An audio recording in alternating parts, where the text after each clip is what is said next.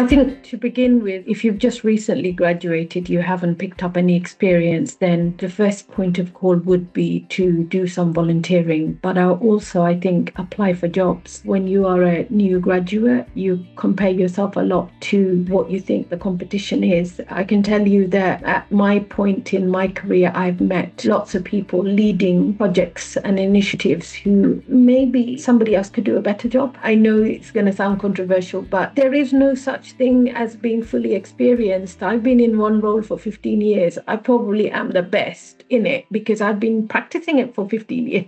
My point is, whatever you do, you become better at it over time. You've got to get started at some point. So the first point is always going to be about taking risk. If you can find someone who can mentor you or coach you, that makes a huge difference. There are ways that you can get this without having to pay for it. Like, for example, the university mentoring scheme. I used to be a mentor for London youth. If you have a skill, offer that to somebody else who may be a charity leader, somebody in the area that you want to go into, and they'll be able to guide you through that process.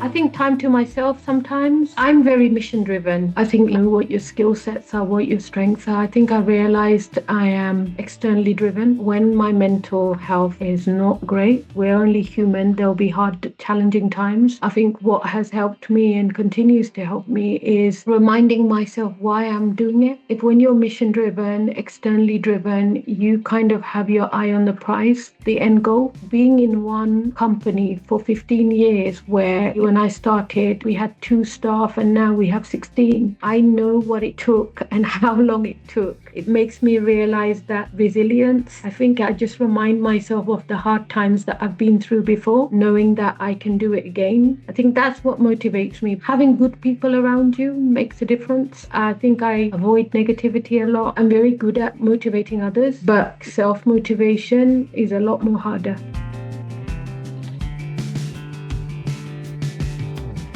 If I had to describe leading with confidence, another way to describe it, I would say being honest. I learned to be honest with my team. When you say to avoid burnout, it took me a long time to realize because I am externally driven and my energy levels can go really high because I know how much I can achieve. What I learned to avoid burnout is to delegate better and to lean on others. It took me a long time to realize that maybe it's my conditioning, the way I grew up, that as an Asian woman, you had to be a good mother, a good wife, and there were certain responsibilities you had to fulfill. So for me, I put a lot of pressure on myself thinking, if I can't be a good wife and I can't be a good mother, I can't be doing this full-time job, which I really enjoyed as well. I soon learned that I should be leaning on my husband more. My husband didn't say, I expect you to do the cooking or I expect you to do household chores. Neither did my children. In fact, my children kept saying, Mum, you don't need to do so much. But I kept saying, I feel guilty. So I think to avoid burnout, one of the things that's a massive personal to me, I reflect almost every single day. And I have to say that's probably my biggest tool in my armor. If you do it on a daily basis, you can undo some of your own damage. I think it takes a lot of unlearning because we develop habits that we just do naturally without thinking. And when you start reflecting, you realize, oh, I've just done that habit that I said I wanted to change. So I think that really helps towards burnout because a lot of it is created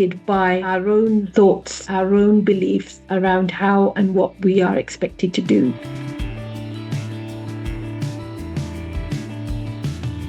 I read a lot of books about leadership, and most of the books said it's a lonely place at the top. I think society conditions us to believe that we have to be alone. This is what causes burnout a lot of the time. I know it's very common in the voluntary sector, and I've advocated to make change where I've recommended that you have co-CEOs and co-chairs so that the workload is shared, the responsibility is shared. I think it's important to recognize to avoid burnout, you also need people who really get where you're at. Like, for example, I'm a member of the Association of Chairs, so I know there are other people in the same professional field as me that I can talk to if things get too much, and it's always so helpful to listen to another perspective.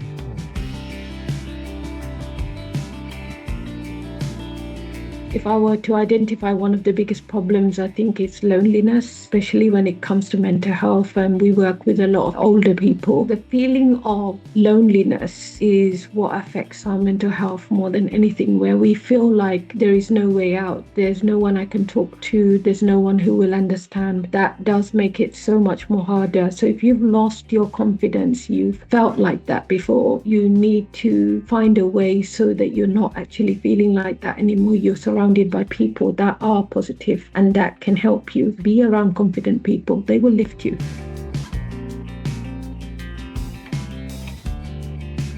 I think adaptable. It took me a long time to realize you don't lead people how you are, you lead people how they want to be led. In which case you have to almost apply situational leadership at times, and at other times inspiring leadership, and at other times you've got to be a bit of a maverick. There's a lot going on, and I think I've become a bit of a chameleon because of my experiences and taking those roles. That certainly opened my eyes. I think my leadership is brave. That's certainly the style. I'm not afraid to go where no one else has been before.